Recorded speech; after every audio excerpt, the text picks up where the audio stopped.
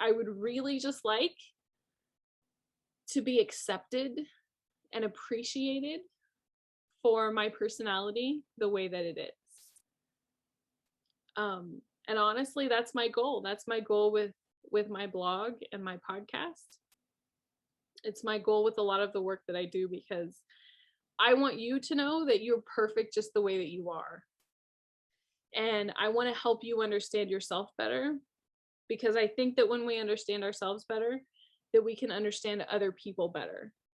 And I believe that a lot of the problems that we have in this world, in society, especially nowadays in the United States, I believe that a lot of those problems could be solved with understanding, that a little bit of understanding and a little bit of acceptance goes a long way.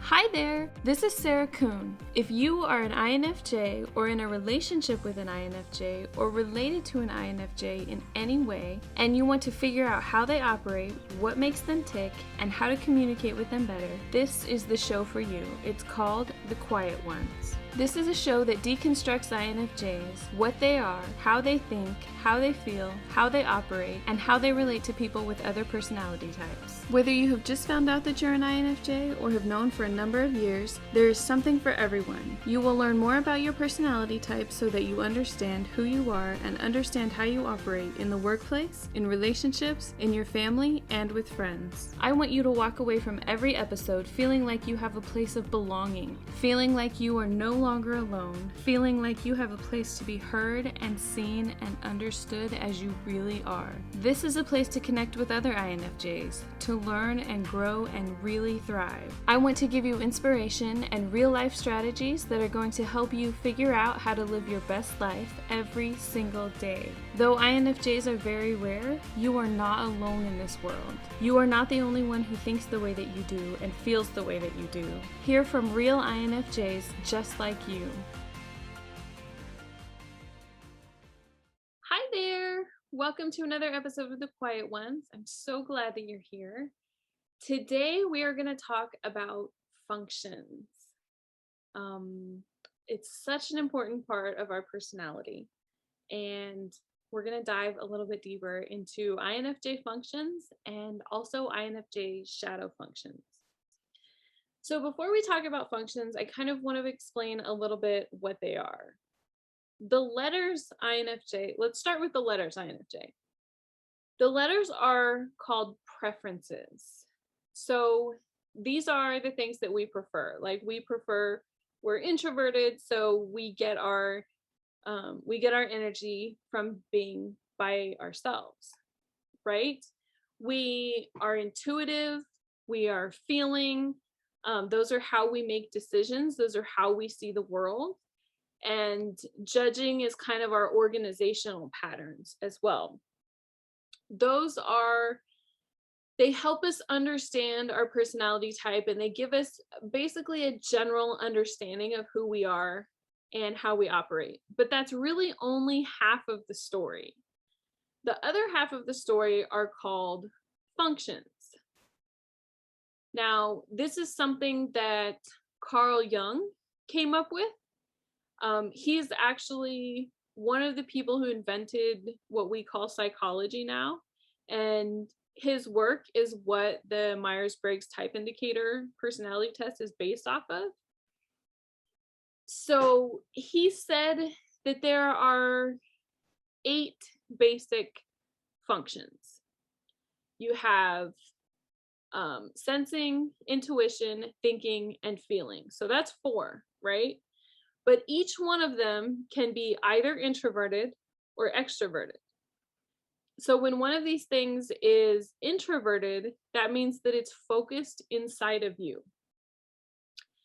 But when it's extroverted, that means it's focused outside of you. So it's focused on other people. So we're going to talk a little bit more in depth about what each one of these things mean. When we talk about our functional stack, each personality type has 4 different functions, and they kind of go in order. So you have the dominant function, which is the one that you have the most of. It's the biggest part of your personality. The next in line below that is called the auxiliary function. This one is kind of like the sidekick to the dominant function. It's not quite as strong as the dominant one, but it's right there with the dominant one. The bottom two are a lot less developed. The next one down is called tertiary, and the last one is inferior. And how much of those you have really depends on how developed your personality is. So how much time you spend developing those. A lot of people barely even notice those. So for INFJs, our dominant function is introverted intuition. Our auxiliary function is extroverted feeling. Our tertiary function is introverted thinking, and our inferior function is extroverted sensing. So let's go through what each one of these means. The dominant one is called introverted intuition. And that means that we explore ideas and possibilities that come from inside of us. They come from our own minds. This introverted intuition for us is the ability to just know things. We take in a lot of information from each one of our senses, and all of this happens almost unconsciously or subconsciously. We don't know that we're doing this. All we know is that we know things. Some people refer to it as like deja vu, like that feeling of I've been here before, I've seen this before, like I know what happens. Almost like you're watching a movie and you're like, wait a minute, I've seen this movie before, right? I know exactly what's going to happen, but you really haven't been there before. You just know what's going to happen. There's a lot of people who don't experience intuition, or it's one of their bottom two functions, and so they really don't know what it is. And so for them, it feels like it's something kind of magical or spiritual. And there are some INFJs that claim to be fortune tellers. Maybe they are. I'm not one. I've never met one personally that is. I've had some people on Instagram tell me that they are. I have definitely had that feeling of deja vu, like I've been here before. A lot of times what happens to me is I'll meet somebody new and I'll get this feeling of, ooh, you're not really a good person. And I don't know why, I just don't like you.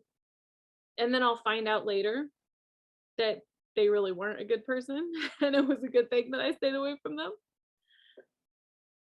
Sometimes I'll get a feeling when I'm talking to somebody that they're lying. And it's not like an outright blatant lie. It's just like this doesn't really feel right. Something feels off here. And I've gotten kind of bold in that, where I'll call them out and be like, that's not right. You're not, what you're telling me is not right. My niece was telling me this story one time. And she's like, this is what happened.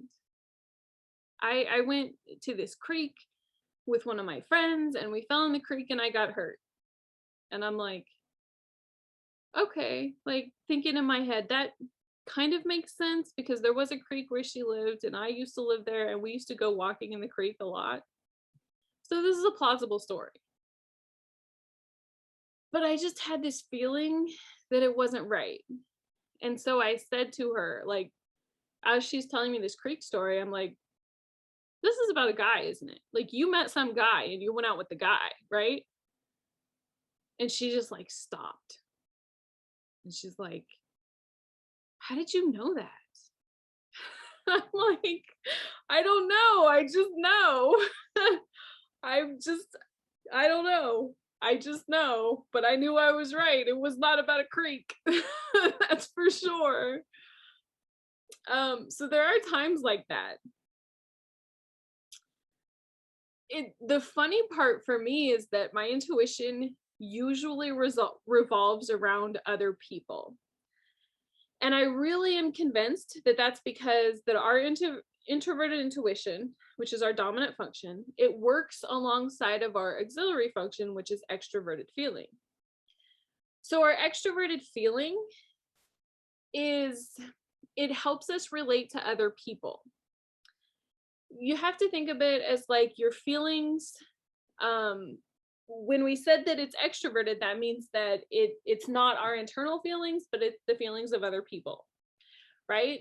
So we soak up the emotions of people around us. We do that extremely well. We know how other people are feeling, even if we haven't been through what they're going through. We can literally feel what's coming off of them, whether you call it energy or vibration, however you believe, we can feel their feelings. Sometimes we even get on the same level where we can think the exact same thing that they're thinking, right? So when you combine that with this introverted intuition, this almost supernatural power to be able to see the future or to just know things, then you don't just know things about yourself, you know things about other people too. That's usually where most of mine is focused. Sometimes with my intuition, I like to think about things that could happen in the future. Most of my thought process is focused on what could happen. What do I want to happen? And I really believe in the power of manifestation. But as INFJs, we also have this ability to dream and then to be able to work for those things. So I feel like there have been some things that I have literally dreamed into life. Like I wanted them so bad that they appeared in my life. And that doesn't mean that I was just sitting around doing nothing. I was dreaming about those things and then thinking, okay, how do I get this to work? Like, what are the steps to make this actually work? One of those things was I really wanted this career working around race cars. I absolutely loved race cars. And when I was in high school, that was so far away from me because I lived 1,500 miles away from where all the race shops were. And I knew absolutely nothing about how to move halfway across the country. I didn't know anybody who worked in racing. So I started asking a lot of questions. And then I decided that I needed to be in North Carolina where all the race shops were. So then it's like, okay, I want to move. How do I move? What are the steps to moving? What do I need to do? How much money do I need to have? How can I make this work? And so step by step, I did all of those things that put me in the right position to be able to have a career like that. And then fortunately enough for me, it actually happened. So sometimes manifestation is just putting something out there in the universe, right? Saying, hey, I'd really like for this thing to happen. But then I also think that there's another step to it, which is working, doing the work that it takes to get that thing. So part of that is intuition, right? It's knowing what could happen and being a part of the process. We talked a little bit about extroverted feeling. So that's feeling other people's feelings. This helps us in so many ways. It helps us relate to other people, to see things from their point of view. It helps us to be able to connect with people. And it helps us to be able to give them advice. We can feel what they're feeling, but then we can also see things that they can't see. We are incredibly talented at looking into the future and seeing the possibilities of what could happen, right? So this makes us great counselors. It also makes us really good negotiators and peacemakers because we can see things from all different sides. We can see things from everybody's point of view. A lot of us naturally fall into this position especially if there's a lot of people in your house when you were growing up. At one point, there was almost 10 people in our house growing up, and I fell into that position a lot. So I think practice also helps with that. But being able to feel other people's feelings helps that too. Now, feeling other people's feelings can be a good thing and it can be a bad thing, right? When you're around people who are happy and driven and excited about life, you soak all of that up and it makes you want to be happy and driven and excited. But when you're around people who are negative and mean and bitter, you also soak all of that up too. So that becomes almost a part of who you are, because a lot of times, especially when we're young, it's hard for us to separate our feelings with the feelings that are coming off of other people. I didn't really understand this until I moved out of my parents' house. When I moved out and I was completely on my own, I felt relief. I didn't know anything about personality types back then. I wish that I would have. It would have explained a lot for me. I just remember feeling relief. I was finally able to be calm and peaceful without worrying about anybody else. When you live in a house with so many other people, there's constantly something going on. And when 2 or 3 of them are extroverts, they always want to be the center of attention. They always want to do something. They want to be involved in something. And a lot of times they clash with each other. So there's drama. And it's like constant. It never ends. And then you throw a baby into the mix, who's obviously, babies are pretty needy, they cry a lot. And all of that just wears on your senses. And if you never get a break, you're never in a quiet place. You throw on top of that I worked in retail. I worked at Walmart and I was working 2 jobs too. I had an office job during the day. It was a disaster because everybody there they were all outgoing salespeople. So I'd spend 8 hours a day there, and then I would go to Walmart and work in retail for another 4 to 5 hours. And it was a lot to deal with, But once I moved out, I had that peace. Just stepping away from people made such a huge, huge difference for me. So that's definitely something to think about and to remember. I think I should have started too with why functions are important. I talked a little bit about how preferences are only half of your personality type, right? So your functions will help you understand so much more about yourself and how you relate to others. And it's important to understand these things, especially when you're struggling with different things, because the more that you understand, the more that you can see how things work. And then you can say, okay, here's what I need to change. Here's where the problem is. One of the biggest problems that I've had also comes from this extroverted feeling function, is soaking up other people's emotions. And it's not just the people that I live with. It can be like people in the grocery store, right? I hate going to the grocery store. Especially where I live now, just outside of Boston, there's so many people in such a small space. So when I was growing up in the Midwest, you could go to the grocery store and there would be like 2 people in there in this huge store. But here, it doesn't matter what time of day that you go, there's always a ton of people in there. The only time that I found there's like the least amount of people is on Friday night. And I usually don't want to go to the grocery store on Friday night. So I just deal with the people being there. But it's difficult because it's like each one of them has a different emotion, right? Some of them are really angry. Some of them are happy. Some of them are loud. Sometimes there's kids running around. And nowadays you have to deal with people looking at you because you don't have a mask on.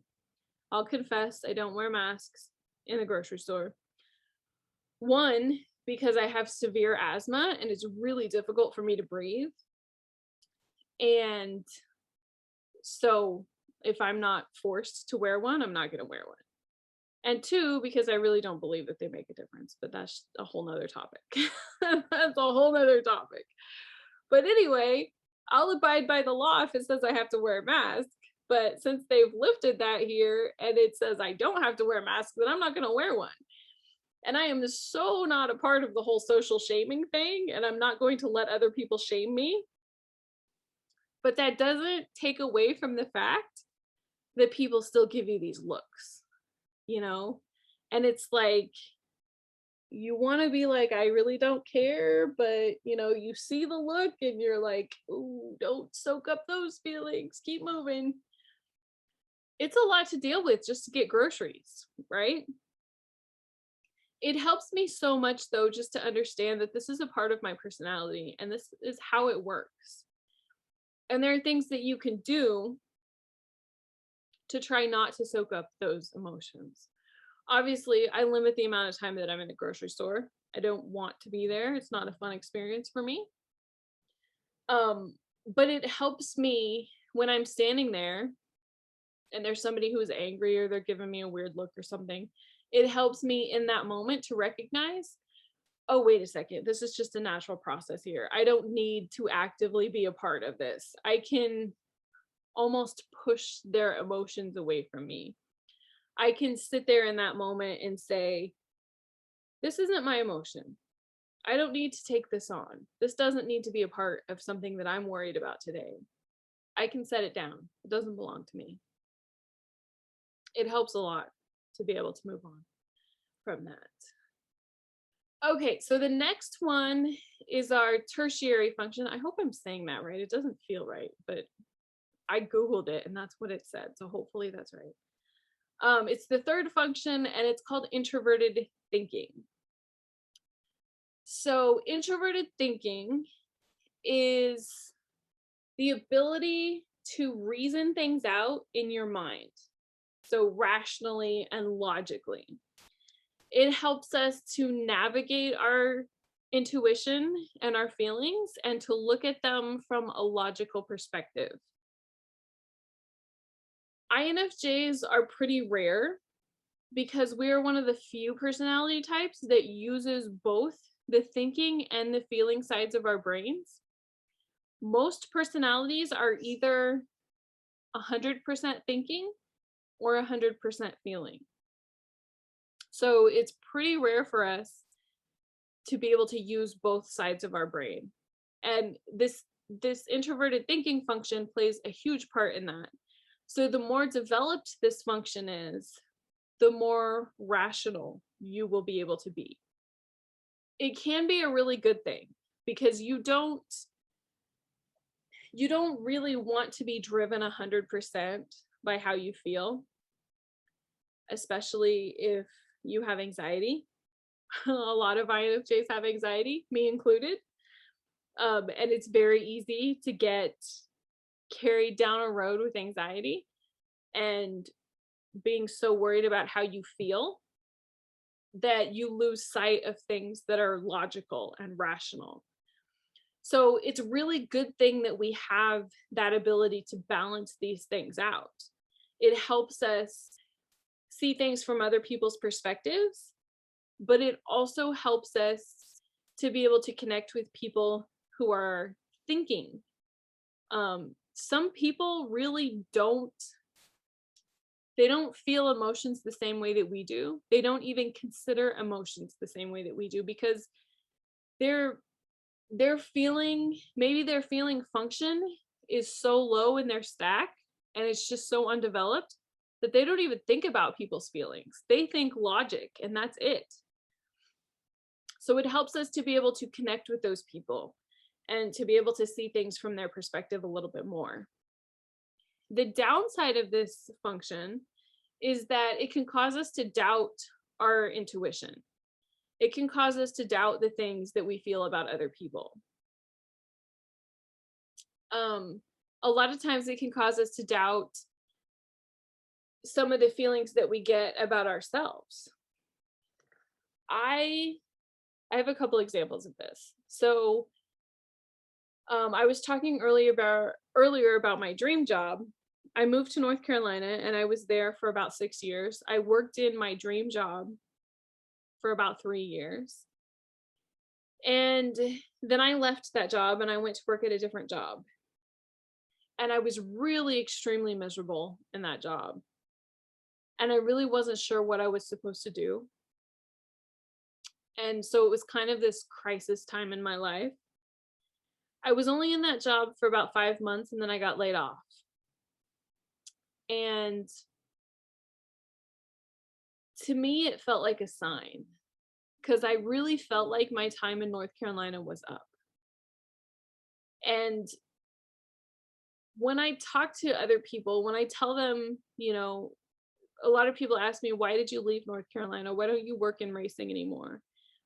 And when I say I really felt like my time was up, they look at me like I have two heads or like I'm crazy. Like, well, you just didn't work hard enough. Or you could still be doing something that's really cool and awesome like that. But the way that I see it is my intuition was telling me that I needed to be somewhere else. And I just felt like that was the right thing to do. Now, when you consider this from a perspective of logical thinking, is it really logical to say, well, I just felt like I should leave? No, that's why other people are saying, hey, why didn't you try harder? Why did you leave? That's a really nice place to live. You could have worked in 100 different careers. There are tons of places that you could work there. They don't understand the feeling side of things, right? And when you consider that feeling of, hey, I feel like my time is up, that can also cause you, when you use your introverted thinking too much, that can cause you to doubt those types of intuitions. Another one for me was I wanted to move to Boston.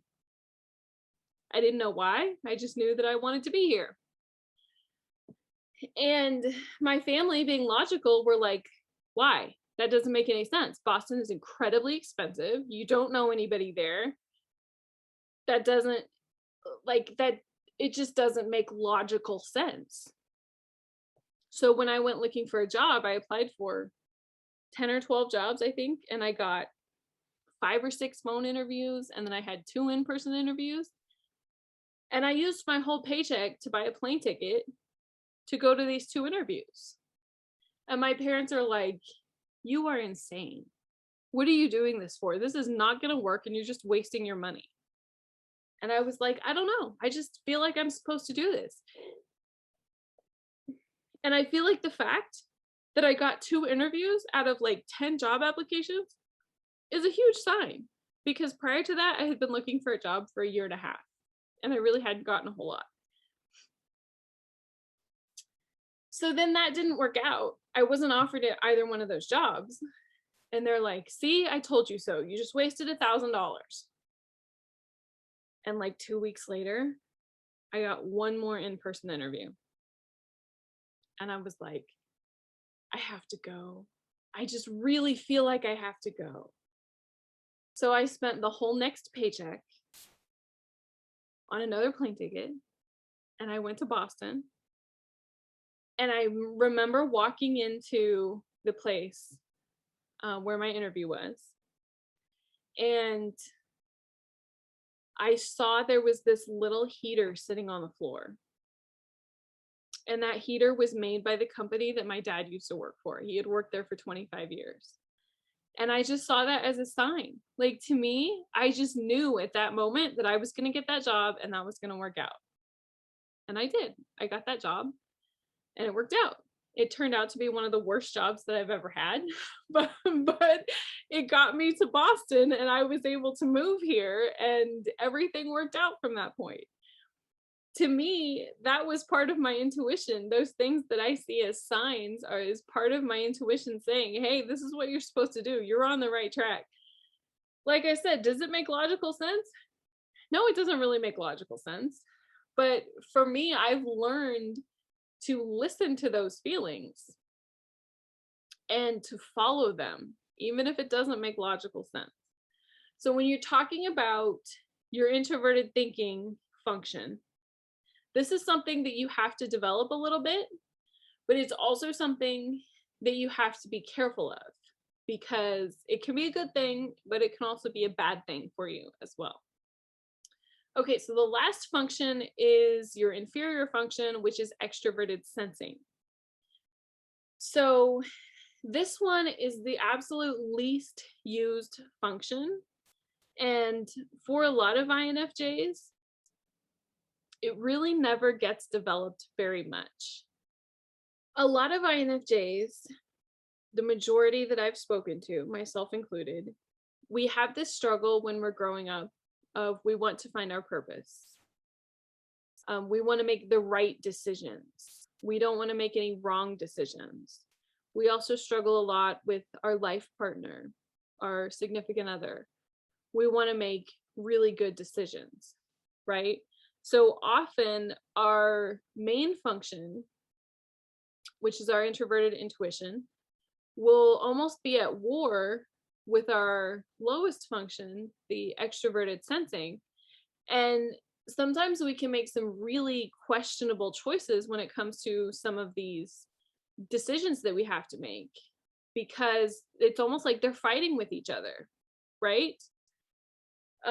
As we grow up, this function, this extroverted sensing, it really takes a little bit of work and development in order for us to use it. And a lot of times when we're struggling, the problem is that we haven't tapped into our extroverted sensing. So extroverted sensing is the ability to be present, to notice things around you and to pay attention to details. INFJs in general have a great problem with this, because our main function is introverted intuition, right? We like to live in our heads. We like to think about the future. We like to use our imagination. We have this amazing and wonderful imagination, which helps so much with our intuition. So we're not interested in the here and the now and the what's in front of us, right? A lot of those types of things are overwhelming for us. If you're highly sensitive, like I am, then you don't want to be around things that are loud and that smell vicious, and you don't want to be around a bunch of other people, because usually all of the sensing type of things, there's a bunch of people around. So that's why we tend to avoid those things. We like to stay home and read books, right?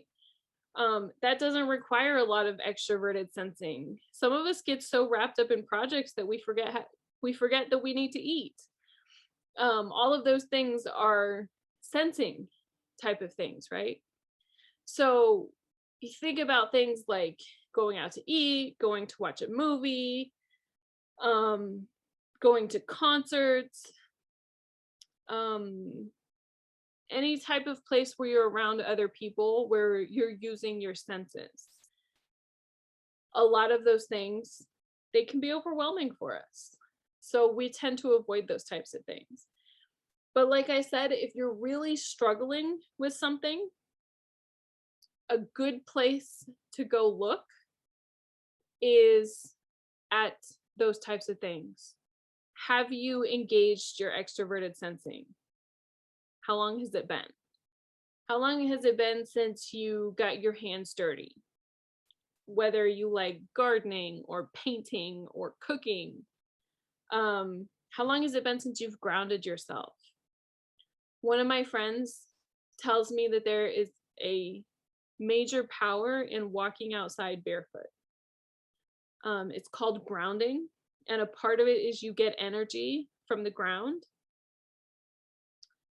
I love to go walking on the beach barefoot, and I don't care if it's 40 degrees outside. I'll take my shoes off and put my feet in the water. And here in Massachusetts, the water is pretty much always freezing cold. So you just kind of get used to it. But little things like that will help a lot with things that you're struggling with, especially when you talk about your intuition. If there's something that you're really struggling with your intuition, if you are looking at making a big life change, or you're pouring your heart out in some type of creative work, whether it's writing or something else that's creative, when you get stuck, a good thing to do is to engage your extroverted sensing, to do something, to get your hands dirty, to go and be around other people for a while, even if it's just for an hour or two. That will help you a lot. Okay, so the last thing that I want to talk about is called shadow functions. Now, this is something that I just learned about recently. Some people have asked me about it a little bit, so I wanted to dive into it just a little bit. Shadow functions are generally thought to be the dark side of your personality, especially for INFJs. These are things that you avoid, but you're kind of drawn to them at the same time. And they also are things that show up at the worst of times. So they're not something that you see every single day. And the type of behaviors that come out of them don't really match up with the rest of your personality. So they leave you guessing. And this could also be a reason that you're not really sure of what your personality type is. Maybe you have different things that come up from time to time and you're like, well, that doesn't match up with what an INFJ is. So maybe I'm really not an INFJ. Maybe you are an INFJ. You just have some shadow functions that come out sometimes. So let's talk about what they are. Shadow functions also, they go in the same way that your regular functions do. So you have 4 different ones. The dominant one is the extroverted intuition, which is the possibilities of the future. The auxiliary function is introverted feeling. That is what's important to me, or how do I feel. The tertiary one is extroverted thinking. So this is how things happen. And the inferior one is introverted sensing, which is more focused on the past. A lot of these shadow functions I've noticed have come up when you feel upset, angry, or out of control some way. They are pretty much subconscious or unconscious for us, so we don't notice them. And a lot of times INFJs, we struggle to recognize how we feel in the moment. And so we might struggle to identify these things as well. Other people are a lot better at identifying them for us. But like I said, they come up at the worst times, when you're angry, or you feel out of sorts, or you feel like you're out of control. If you've had one of those moments where you've behaved way differently than what you usually do, and you're like, wow, that was kind of shocking, I don't know what to think about that, you should definitely consider shadow functions for that one. I found some information on a website called Psychology Junkie. They have labels for each one of these things, which I thought fit really well. So the first one, we said the first shadow function is extroverted intuition, and the label that they gave it is the opposing role. So this one is the most developed shadow function, but all of them are really pretty much subconscious. We don't really notice any of them at all. So our dominant function is introverted intuition, right? And that gives us the ability to almost see the future. We just know things. We can see what's coming. In contrast, extroverted intuition is having a sense of all the possibilities that the future could hold. It's being open to tons of different options. So for us, with our dominant function, introverted intuition, we like to focus on one scenario, maybe 2 scenarios. We don't like tons of possibilities. And part of that comes from our judging preference, right? We want to be organized. We want to narrow things down. We want it to be simple and easy. So we like to narrow things down, right? We can only see the future one way. We might be able to see it two ways. Now we'll consider a lot of possibilities, but then we'll narrow it down to just the one thing. For the shadow function, extroverted intuition, this is being open to tons of possibilities and not being able to know which one is which. Not being able to know which one is the right one, because there isn't a right one. It's just all the possibilities. I know there's been a lot of times for me where I've been stuck in, it kind of feels like this awful position where you're like, I don't want so many possibilities. I just want to know the thing. There have been a couple times when I was in college. I started college when I was 16 because I could take college classes in high school and they counted for both high school and college. So by the time I actually graduated from high school, I had almost 2 years of college done. And I remember sitting with the counselor, the college counselor, picking out the next classes for the next semester. And she was like, you need to decide what your major is. And I'm like, oh no, like, no, I thought that I had 2 years to pick that out. And she's like, no, you really need to decide. Like this semester, you're going to end up taking classes that you may not need depending on what your major is. And that was like, that felt like the weight of the world on my shoulders. Because I was thinking I have to make all the decisions for the rest of my life today. And having all of those possibilities just felt completely overwhelming. It felt like that launched me into this feeling of being out of control.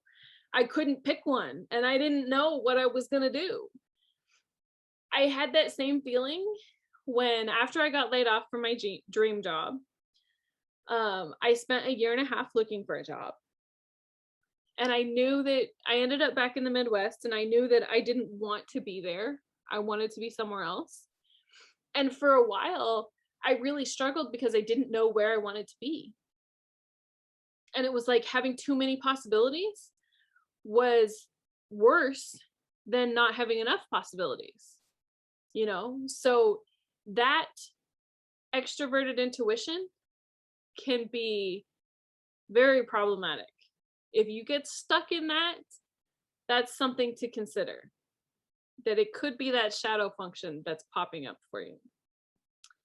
Okay, so the second one is called Introverted Feeling, and it is labeled the critical parent.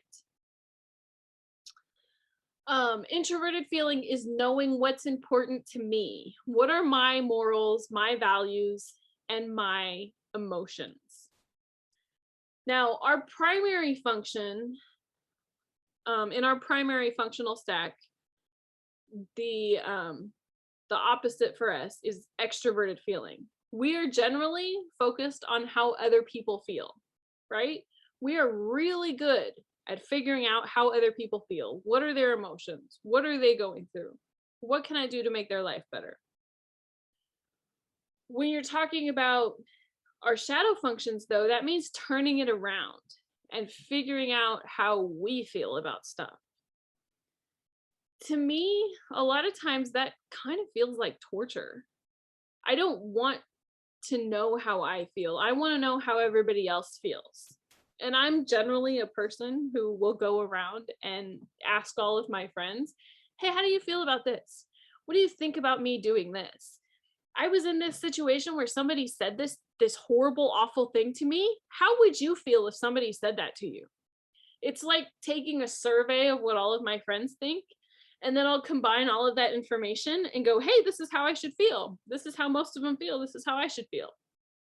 It works so much better than being able to sit down by myself and go, ooh, how do I feel about this? Now, I'm not saying it's the right thing to do. I'm just saying that's what I do. A lot of times this feeling will come up when you have struggles or failures in your life, right? When you're forced to make a decision and you get really, really stressed and indecisive. That's usually that introverted feeling, shadow function, because you really don't know how you feel. And it could be really something simple, like one of your friends or family members saying, hey, what do you want for dinner? Or how do you feel about something? Like, more recently, how does COVID make you feel? How did you feel about the lockdowns? How do you feel about anything? Really, there's so many things. I can't even pick one.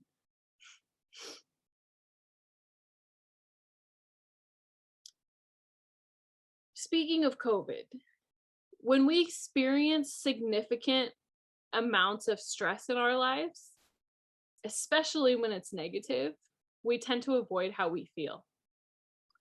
So for me, when the whole COVID thing hit, March of 2020, I wasn't really focused on how I felt. I was focused on how everybody else was feeling. What can I do for you?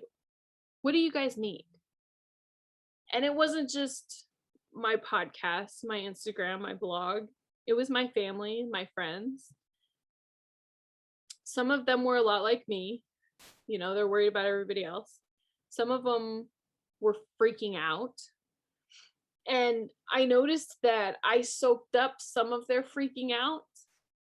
And that sort of came for me later on. And by the time I started to freak out, most of everybody else was okay.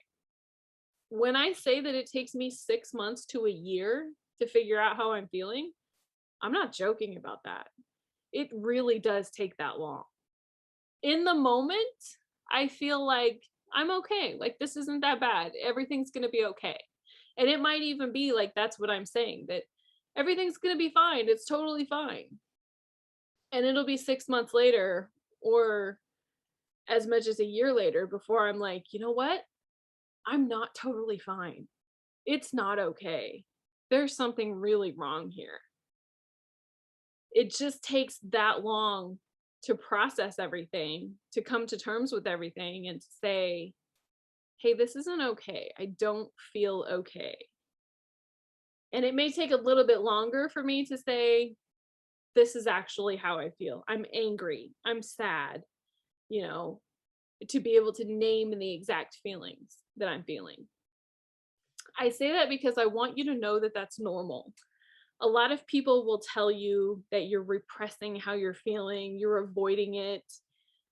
I don't believe that. I believe that it takes INFJs a longer amount of time to process things than it does most people. And that's okay. It's totally fine for us to take time. There's no reason why we have to freak out at the same time that other people do. We can let them freak out and then we can freak out later. It's totally fine. But part of the reason is it could come from this shadow function. Want to learn more about the INFJ personality? Check out my book, The INFJ User Guide. It covers every question you have about INFJs.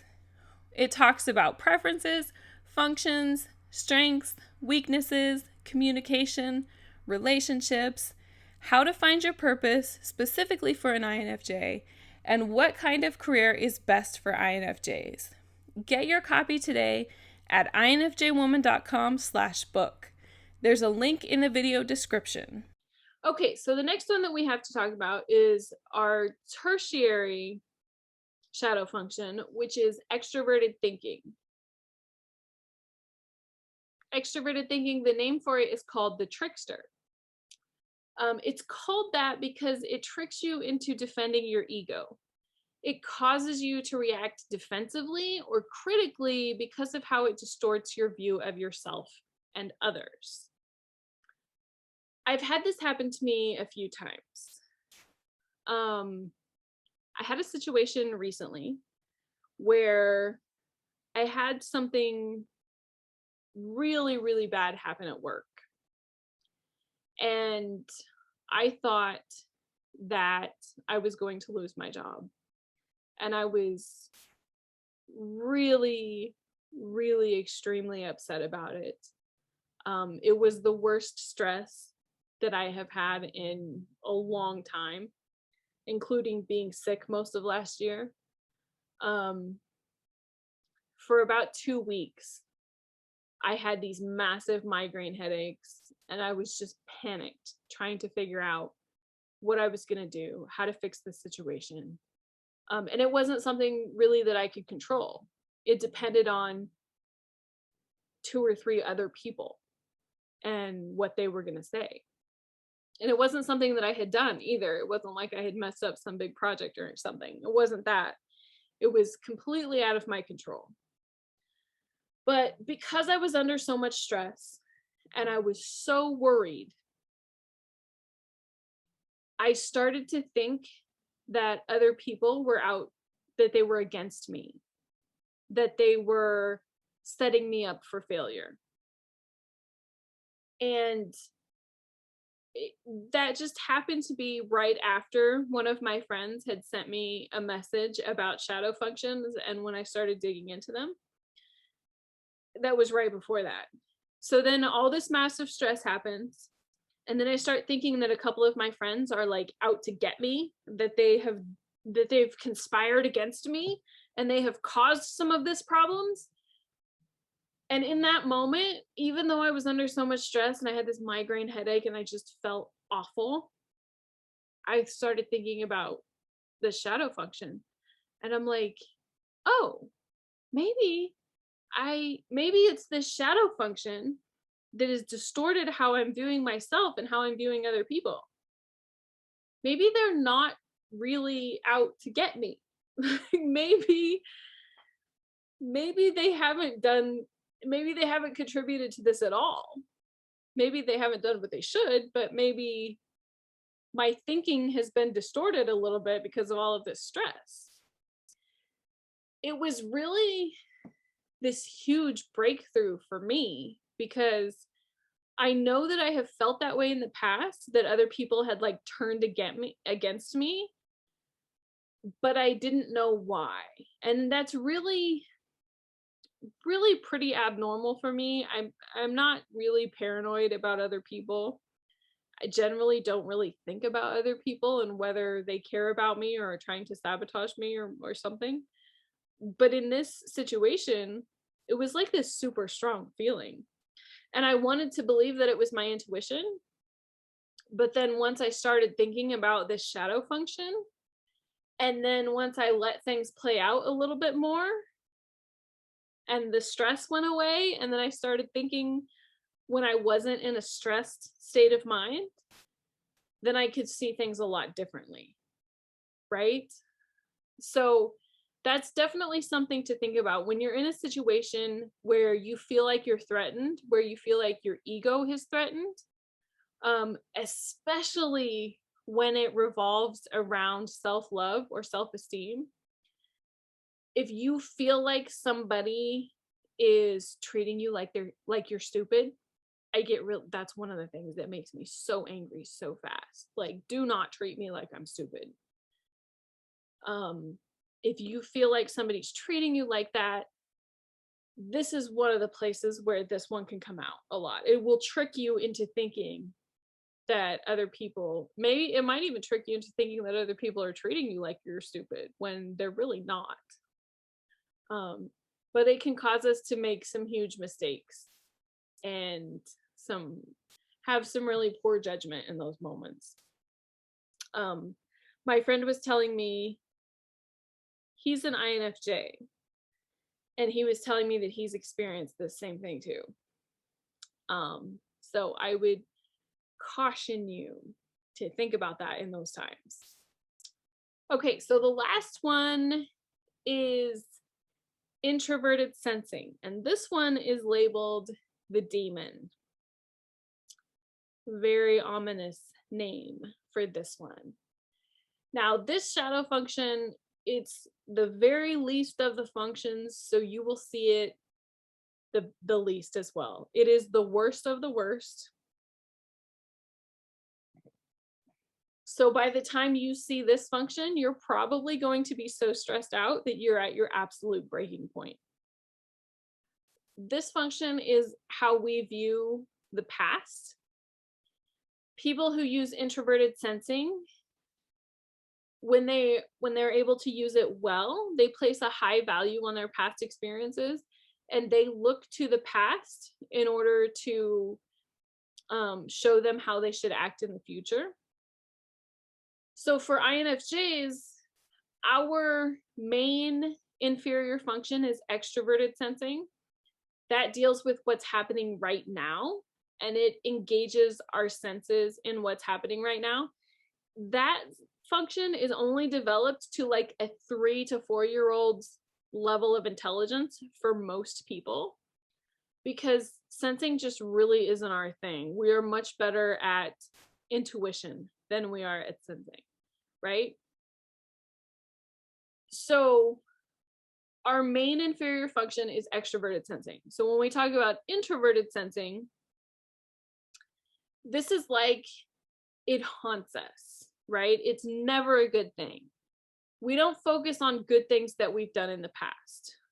We typically only remember the bad things, or we remember the bad things a lot better than we remember the good things. We dwell on the things that we think of as failures, things that have caused us a lot of pain and suffering, things that we want to change.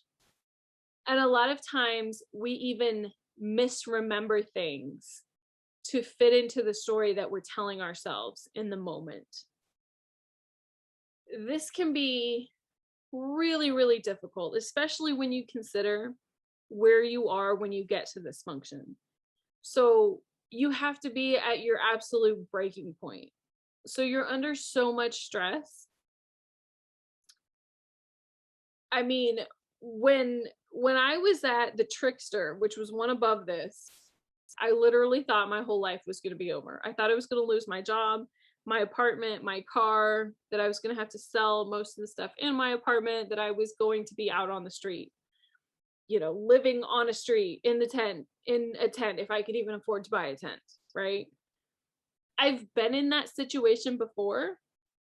So for me, it felt like 10 times worse than before, because before I didn't know what I was getting into. I just knew it was bad. But now it's like, oh, I know this. I've been here before. I know how bad it is, and I don't want to go there again. So I felt like I was stressed to the absolute max. And maybe it was a combination of the Trickster and the Demon, both of those two, because I was remembering things in the past probably a lot worse than what they actually were. It feels like it's the end of your life. You know, it feels like nothing is ever going to be the same. Nothing is ever going to be the way that I thought that it was going to be. I'm never going to get out of this. It's not going to be okay. And there's nobody that can tell you that anything is going to be okay. When it gets to that point, it's really, really bad. It is helpful to know at that point that, hey, your mind could be tricking you. And maybe you just might need to calm down just a little bit. But that's also why it's good to know that you have these shadow functions and what they are. It will help you a little bit. It's not, I mean, for me, I guess because I had just learned about shadow functions, it wasn't like, okay, that fixes everything. It was just like, okay, let me pause before I cut my friends out of my life and see if, you know, what I'm thinking right now is actually true, or if it's just because I'm stressed out. So it could help you there. You don't want to make any type of big decisions when you're in those situations, because it definitely disrupts the way that you normally handle things. I'm sure the last question that you have is like, these aren't good things, right? So can we fix them? Is there a way that we can just like fix all of this so that we can just be better people? As INFJs, we're always constantly wanting to improve, right? So can't we fix these things? And the answer is, well, I mean, you can be aware of them. I'm certainly aware of them now. But shadow functions in general, and a couple of your primary functions, they generally reside in your unconscious or your subconscious. You don't even know that they're there. You don't see them. It's not like you see them every day, hopefully. Can you improve how you react to things? Yeah, for sure you can. You can recognize that they're there. You can stop yourself in the moment and say, okay, I understand that this could be because of stress, and I'm not going to make life-changing decisions today. I'm not going to lash out at my friends or my family members when I'm in this kind of stress. That certainly helps. You can improve some of your functions. You can improve the bottom two of your regular functional stack, which is your introverted thinking and your extroverted sensing. Those are definitely things that once you know about them, you can make improvements on them. You can dive into those parts of your personality a little bit better, for sure. Some people ask me, can you make wholesale changes to your personality, or can you change your personality type? I do not believe that you can change your personality type. No, I don't believe that you can make wholesale changes. I don't believe that you can go from being introverted to extroverted. I don't think that's a thing. And I don't think that you should have to. I strongly believe that you're born with the personality type that you have. It is who you are. And I don't see why you should change that. You can definitely learn how to be more outgoing. You can learn how to be more sociable, but that doesn't mean that you're going to gain energy from being around people, right? So you can learn how to function in those situations. You might even learn to like being sociable, possibly, but I don't think that that's going to change where you get your energy from. And I believe that's the same of all four of the preferences. And I believe that's the same out of your functions as well. I don't think that you can change the fact that as an INFJ, we have extroverted feeling and we're focused on other people's feelings.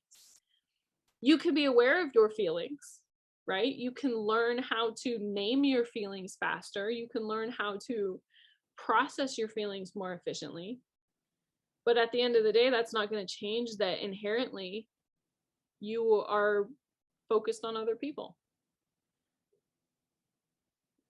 Well, like I said, I don't think that there's anything wrong with being an INFJ. I don't think there's anything wrong with being born the way that we are.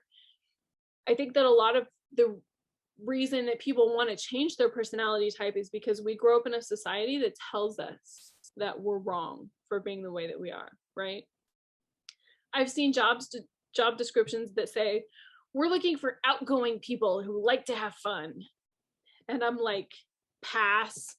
I'm not outgoing, and I don't like mandatory fun. That's what I call it. Because most of the things that I think are fun, they don't think are fun, right? I don't want a ping pong table in the middle of the place that I work. I don't want an open office environment. I don't want music going in the background. I don't want to be involved in 1,200 meetings every single day. No. I don't want to work on group projects constantly. I don't want to pretend that I like any of those things either. I would really just like to be accepted and appreciated for my personality the way that it is. And honestly, that's my goal. That's my goal with my blog and my podcast. It's my goal with a lot of the work that I do, because I want you to know that you're perfect just the way that you are. And I want to help you understand yourself better, because I think that when we understand ourselves better, that we can understand other people better. And I believe that a lot of the problems that we have in this world, in society, especially nowadays in the United States, I believe that a lot of those problems could be solved with understanding, that a little bit of understanding and a little bit of acceptance goes a long way. So, all right. Thank you so much for listening. I appreciate it. I hope you learned a lot about functions. If you want to learn more about them, you can go to my website, which is infjwoman.com. I'll post a link for the blog posts in the show notes.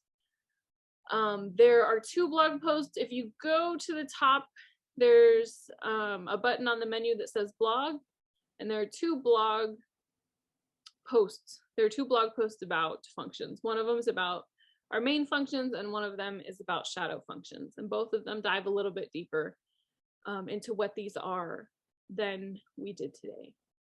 So anyway, thank you for listening again, and we'll see you again next week.